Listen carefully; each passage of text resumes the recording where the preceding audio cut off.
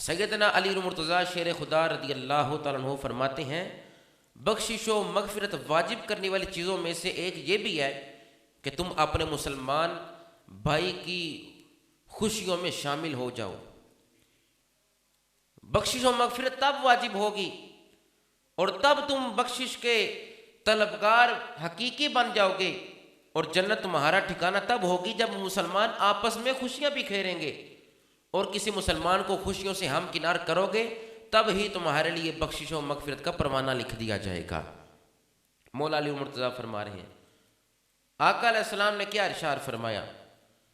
نبی علیہ السلام نے ارشاد فرمایا قیامت کے دن کچھ اللہ کے ایسے مقربین ہوں گے کہ جو بڑے ہی برگزیدہ اس کے بندے ہوں گے اور لوگ ان پر رشک کریں گے، اور وہ مقربین میں سے کون ہوگا؟ جو لوگوں کے درمیان صلح کروانے والا ہوگا۔ اللہ کا مقرب بندہ وہ ٹھہرا کہ جو لوگوں کے درمیان باہمی تعلق کو جوڑے۔ اللہ کا برگزیدہ بندہ وہ ٹھہرا، نبی علیہ السلام کا حقیقی امتی وہ ٹھہرا کہ جو لوگوں کے دلوں کو آپس میں جوڑے، محبت اور الفت اور عقیدت کا احترام کا رشتہ جوڑے۔ وہ صحیح العقیدہ سنی مسلمان رب کا بندہ ہے۔ اللہ بھی اسے اپنا قرب عطا فرماتا ہے کہ جو مومنوں کے ساتھ بھلائی کی باتیں کرتا ہے۔ صرف نماز پڑھنے سے ہی اللہ کا مقرب بندہ نہیں بن سکتا، صرف حج کر لینے سے ہی اللہ کا مقرب بندہ نہیں بن سکتا بندہ، صرف زکوٰۃ ہی ادا کرنے سے اللہ اپنا قرب نہیں، کئی ایسے اعمال صالحہ ہیں کہ ان کو کرنے سے رب اپنا قرب عطا فرما دیتا ہے، جس طرح باہمی تعلق کو جوڑنا کہ قرب کا سب سے بڑا ذریعہ ہے۔ پھر اس پر حضرت انس بن مالک رضی اللہ تعالی عنہما آپ روایت کرتے ہیں کہ نبی علیہ السلام نے ارشاد فرمایا جو شخص دو ناراض بھائیوں کے درمیان صلح کرواتا ہے، باہمی تعلق جوڑتا ہے، دو مسلمان ناراض ہیں، حضرت انس بن مالک فرما رہے ہیں کہ دو مسلمان ناراض ہیں، ان کی صلح کرانے کے لیے وہ کوشش کرتا ہے، باہمی تعلق قائم کرواتا ہے، ان کی تعلقی ختم کرواتا ہے، تو آقا علیہ السلام نے ارشاد فرمایا اللہ تعالیٰ اسے ہر کلمے کے عوض ایک غلام آزاد کرنے کا ثواب عطا فرما دیتا ہے۔ جو جملے اس نے بولے ان جملوں کی وجہ سے اللہ ہر ایک جملے کی وجہ سے اسے ایک غلام آزاد کرنے کا اللہ ثواب عطا فرماتا ہے۔ یہ ہے قطع تعلقی کو دور کرنا اور باہمی تعلق کو جوڑنا۔ حضرت انس بن مالک فرما رہے ہیں آج لوگ اس سے دور ہیں اور آپس میں محبت کا احترام کا رشتہ ختم ہو گیا، دل ہی میں ایسی باتیں ہیں کہ ایک دوسرے سے بات کرنے کے لیے کوئی تیار نہیں ہے۔ لوگ سمجھتے ہیں کہ آج وقت یہ ہے کہ کسی کو سمجھایا نہ جائے، لوگ کہتے ہیں آج اس چیز کی ضرورت ہے کہ اپنے آپ کو ٹھیک کیا جائے، اپنا انداز حیات بدلا جائے، کسی کو کچھ کہا نہ جائے۔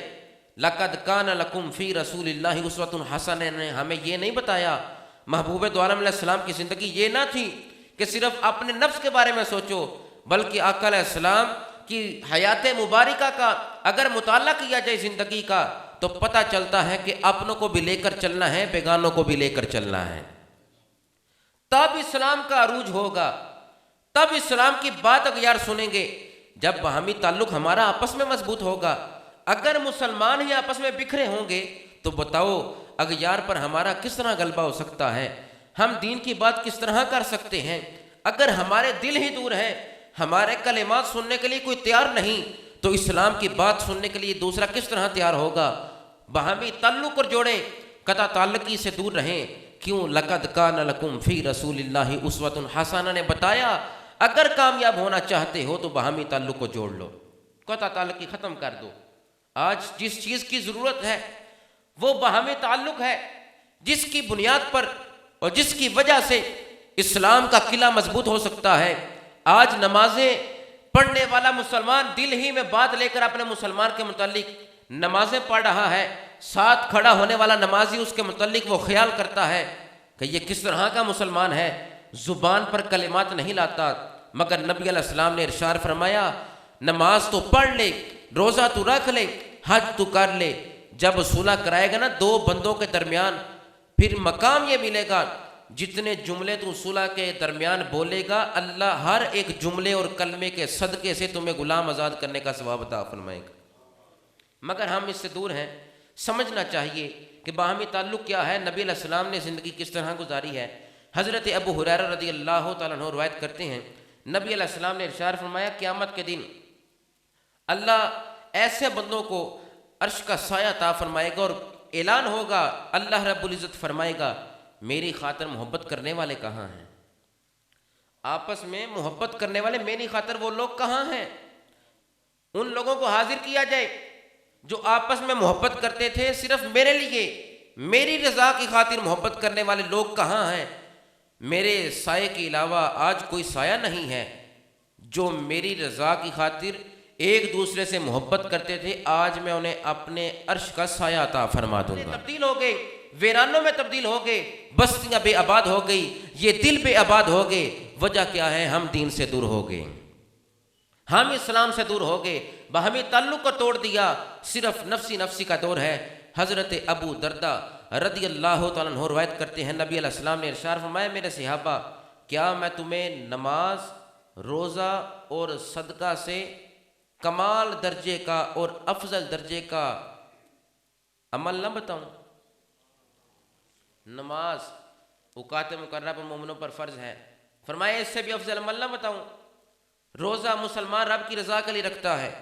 اور یہاں پر ایک بات سنیے، ماہ رمضان مبارک میں کھانا سامنے بھی ہو، بندہ اکیلا بیٹھا ہو تو کھانا نہیں کھاتا، وضو کر رہا ہو، کسی کو پتہ نہیں پانی پیا کہ نہیں، مگر یقین یہ ہے کہ رب دیکھ رہا ہے، یقین یہ ہے کہ رب دیکھ رہا ہے، یقین یہ ہے کہ رب دیکھ رہا ہے۔ وہ پانی نہیں پیتا، وہ کھانا نہیں کھاتا۔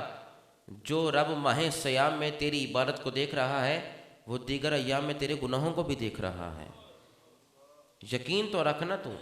حضرت ابو دردہ فرماتے ہیں نبی علیہ السلام نے ارشاد فرمایا صحابہ وہ افضل ترین عمل نہ بتاؤں کہ جو نماز سے بھی افضل ہے، جو روزے رکھنے سے بھی افضل ہے، اور افضل ترین صدقہ ہے، کیا میں تمہیں وہ نہ بتاؤں؟ تو صحابہ اکرام عرض کرتے ہیں فدا کا ابی و امی یا رسول اللہ صلی اللہ علیہ وسلم، ارشاد فرمایا دو بھائیوں کی آپس میں صلح کرانا یہ نماز، روزہ اور صدقہ سے بھی افضل عمل ہے۔ کیونکہ نماز تو تب قبول ہونی ہے جب حسد تیرے اندر سے دور ہو گیا۔ غیبت کر کے نماز پڑھے گا، نماز کمال درجے کو نہیں پہنچے گی۔ حسد رکھ کے نماز پڑھے گا تو کمال درجے تک نماز نہیں پہنچے گی۔ اس لیے فرمایا نماز تب پڑھنا جب مسلمانوں کے حقوق پورے کر لینا۔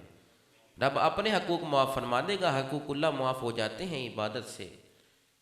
چند لمحات بندہ عبادت کرے نا تو اس سے معافی مانگے تو حقوق اللہ وہ اپنے حق معاف فرما دے گا، مگر مخلوق کے حق کبھی معاف نہیں فرما۔ 5 آدمی کہ فرمایا وہ نماز پڑھیں تو تب بھی ان کی نماز نہیں ہے۔ آج ہمیں ابھی بھی فکر ہے کہ ہم نے نماز پڑھنی ہے، وقت جا رہا ہے۔ فرمایا نماز پڑھو تب بھی نماز نہیں ہے۔ اب سنیے نا وہ کون سے اعمال ہیں کہ ہم کر رہے ہیں، نماز کی فکر ہے ہمیں، ابھی پڑھنی ہے ہم نے، نبی علیہ السلام فرما رہے ہیں نماز ہی نہیں ہے۔ اب سننا چاہیے نا کہ ہم کیوں نماز کی طرف تو رجوع کر رہے ہیں مگر نماز پڑھنے کے باوجود ہم نمازی نہیں ہیں۔ تو وہ کون سا عمل کبھی ہے کہ نبی علیہ السلام نے فرمایا نماز ہی نہیں ہے؟ ایسی عورت کہ جس پر اس کا خاوند ناراض ہو، ساری رات قیام کرے، اس کی نماز نہیں ہے۔ دوسرا فرمایا مالک اس طرح کہ اس کے پاس غلام ہو اور وہ غلام آقا کی بات نہ سنتا ہو، لاکھ نمازیں پڑھے، نماز ہی نہیں ہے۔ اور فرمایا 3 دن سے زیادہ اپنے بھائی سے ناراض رہنے والا، لاکھ نماز پڑھتا رہے، اس کی نماز نہیں ہے۔ خدا را غور کیجئے۔ چوتھا فرمایا شراب پینے والا، نماز پڑھتا رہے، اس کی نماز نہیں ہے۔ اور 5واں فرمایا ایسا امام کہ لوگ اس کے پیچھے نماز پڑھنی نہ پسند جانے، وہ نماز نہیں ہے۔